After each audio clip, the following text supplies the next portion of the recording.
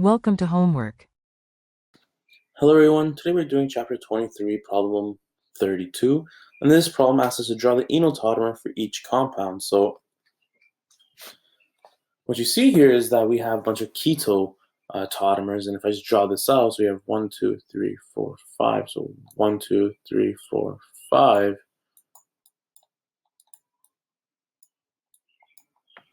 and then this one will look something like this.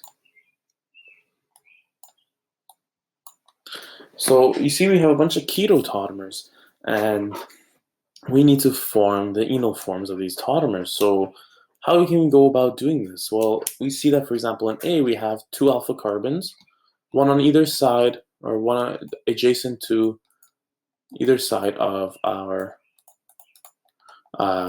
carbonyl group. So we have 2 alpha carbons, and we can deprotonate either one. So, for example, if I deprotonate the left one, then I can get a bond being formed here, and then this bond, the carbonyl bond, will go to the oxygen nucleus, which it can pick up this proton, the alpha proton, to form our enol tautomer,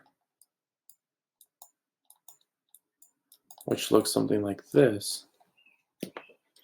But at the same time, this oxygen can pick up this proton on the right to form the enol on the right side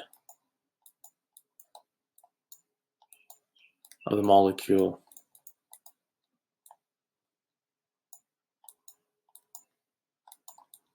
Now you have a tri-substituted enol here. And in terms of stability, well, this enol on the left is going to be more stable because, yes, both of them have only 3 substituents on it, but now this enol is now in conjugation with this benzene ring. So that means that instead of having 3 levels of conjugation here, you're adding extra carbon here. So you now have 7 carbons, or actually 8 carbons in conjugation to each other. Unlike this one, is only 6 carbons in conjugation with these two separate. Here now we have all these 8 carbons now in conjugation with each other, so that increases stability of this molecule, or of this enol form, I should say. Now let's move on to B. So B, we see that on the right side we have no alpha protons, but on the left we do have alpha protons, so we can deprotonate that, or oxygen using its lone pair electrons can pick up that alpha proton, making a bond. You make a bond, you break a bond, so then you form the new alkene bond. When you make a bond, you break a bond, so then you're going to break the carbonyl bond to go up to oxygen nucleus to neutralize everything. So now you form this enol form here.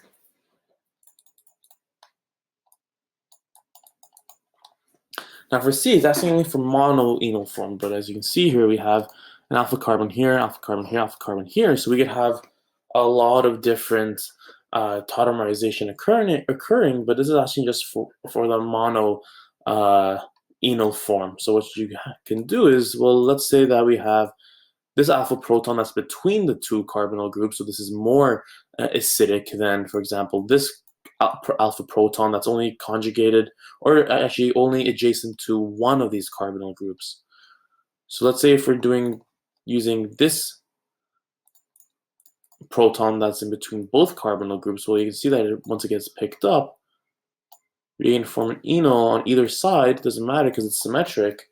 That is going to have 4 substituents attached to it, so it's going to be highly stabilized and highly favorable.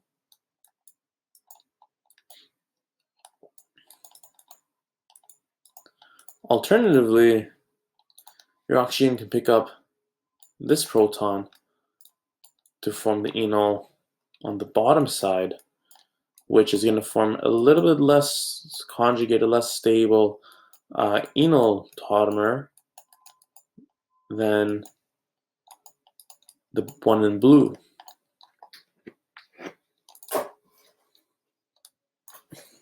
And now using the last example, here we have only 1 alpha proton, so we can imagine that this oxygen is going to pick up this proton, making a bond. You make a bond, you break a bond, form a new alkene bond, and then the carbonyl bond goes up to the oxygen nucleus to neutralize everything, so everything's just happy.